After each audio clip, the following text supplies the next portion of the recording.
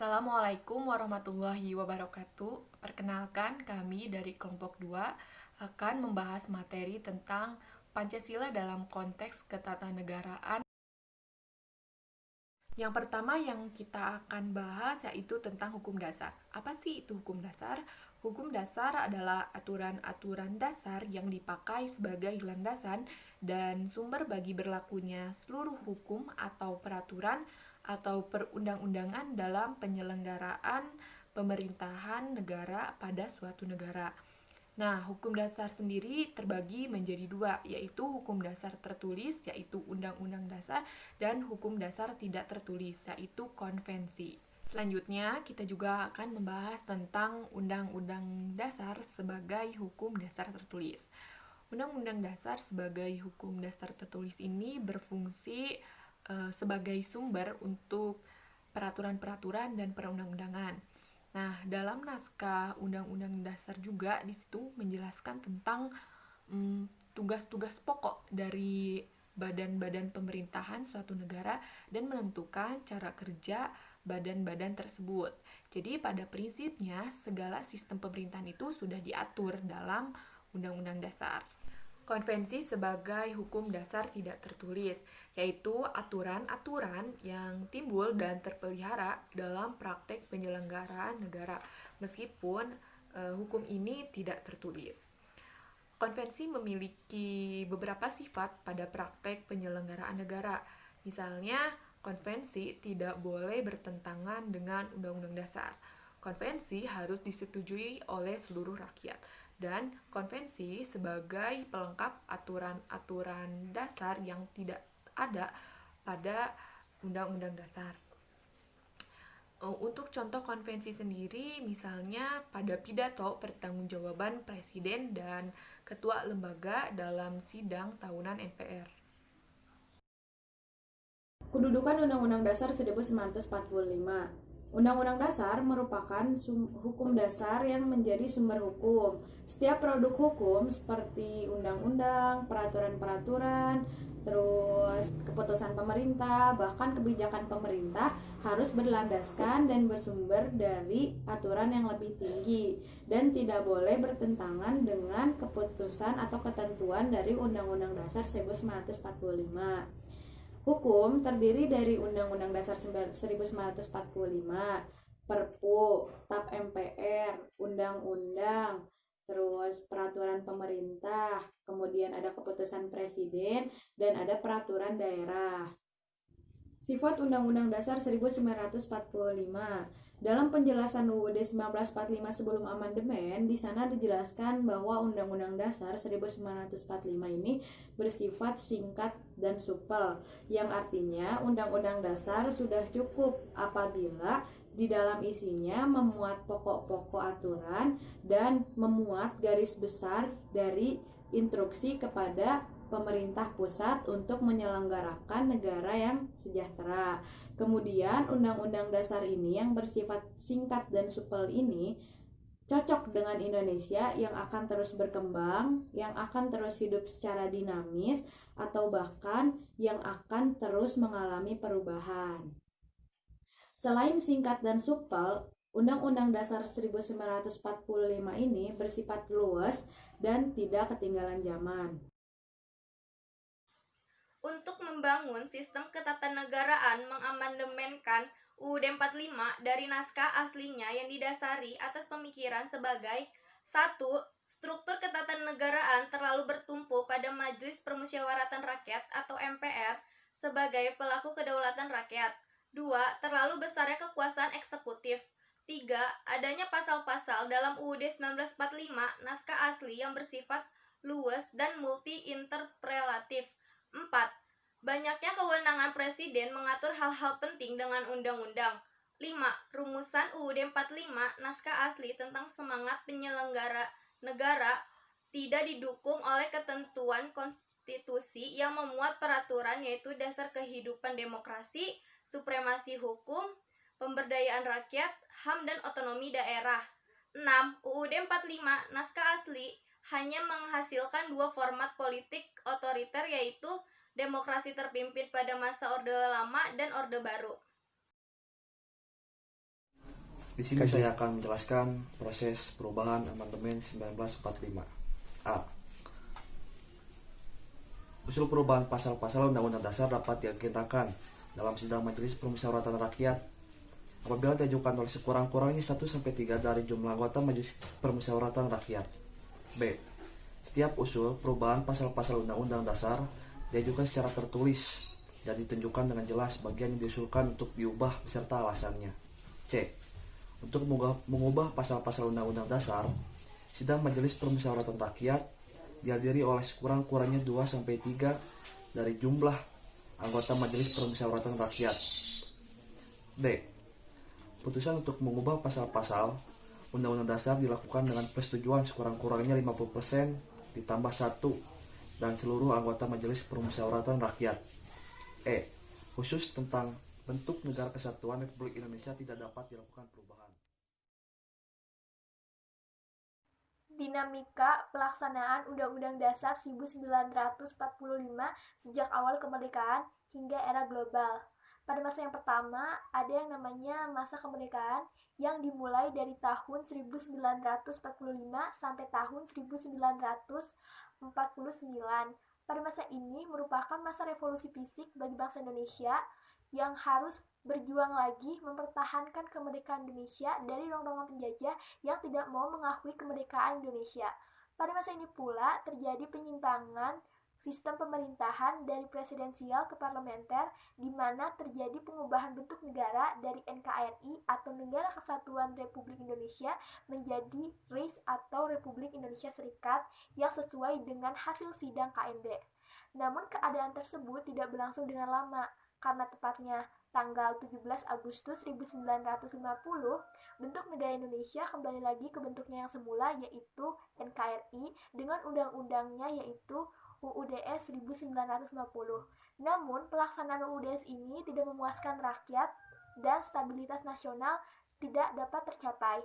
Dan pada masa ini pula, tepatnya pada masa kemerdekaan, terjadi banyak sekali pergantian kabinet, dimulai dari pergantian kabinet Nasir sampai yang terakhir yaitu pergantian kabinet Juanda. Pergantian kabinet tersebut dilakukan sebanyak 7 kali pergantian kabinet, yaitu diawali dengan pergantian kabinet Nasir dari tanggal 6 September 1950 sampai 27 April 1951. Kemudian diganti lagi oleh kabinet Sukiman dengan masa kerjanya yaitu dari tanggal 27 April 1951 sampai 3 April 1952.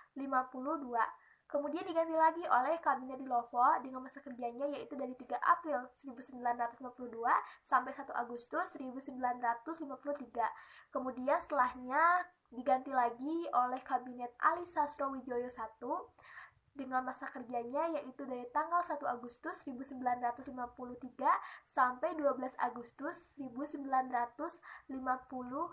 Diganti lagi oleh kabinet Juanda yang merupakan kabinet terakhir dengan masa kerjanya yaitu dari tanggal 9 April 1957 sampai 10 Juli 1959.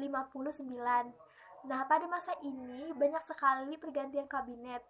Oleh sebab itu, konstituante mengadakan sidang, namun sidang tersebut selalu gagal hingga pada akhirnya dikeluarkanlah dekret presiden tanggal 5 Juli 1959. Kemudian, setelah dijelaskan mengenai dinamika pelaksanaan Undang-Undang Dasar pada masa kemerdekaan, selanjutnya yaitu pada masa Orde Lama, di mana Orde Lama sendiri dimulai dari tahun 5 Juli 1959 sampai 8 Maret 1966.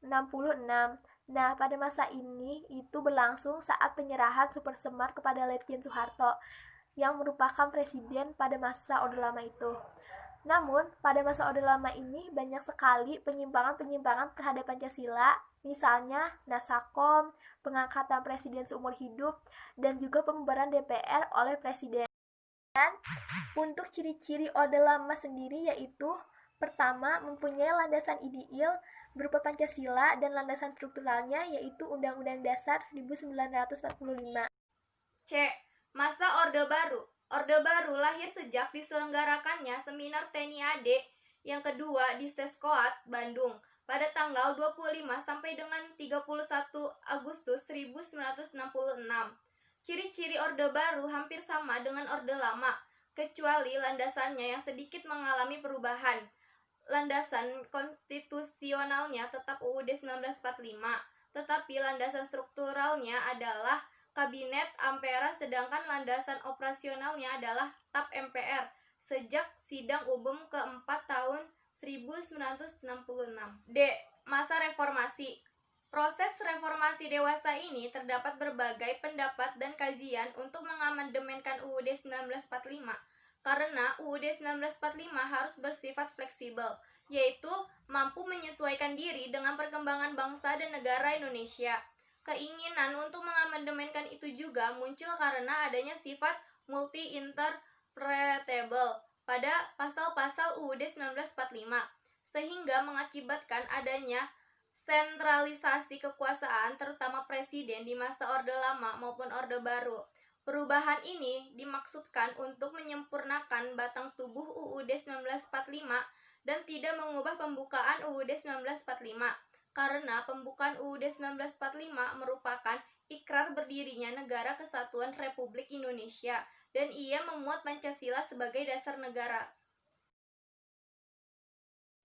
Materi selanjutnya adalah tentang susunan kekuasaan, bahwa kekuasaan tertinggi adalah di tangan rakyat dan dilakukan ada yang menurut umum dan juga ada yang menurut Undang-Undang Dasar.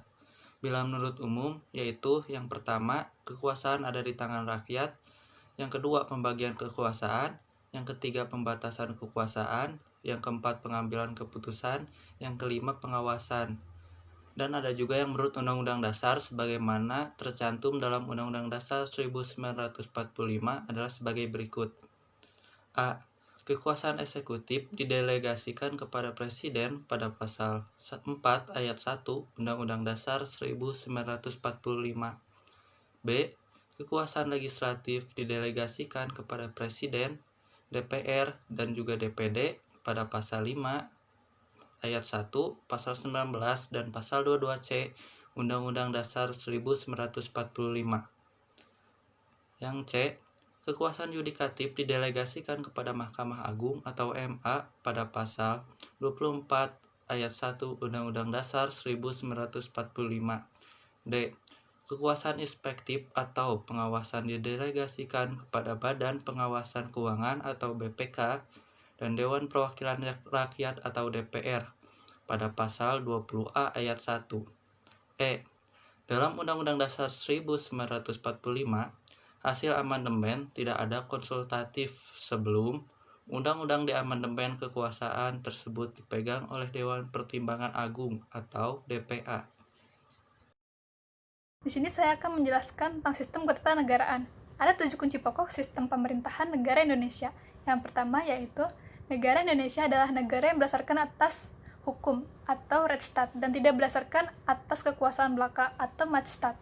Lalu yang kedua, negara Indonesia adalah negara yang bersistem konstitusional atau hukum dasar dan tidak berdasarkan atas sistem absolut atau kekuasaan yang tidak terbatas.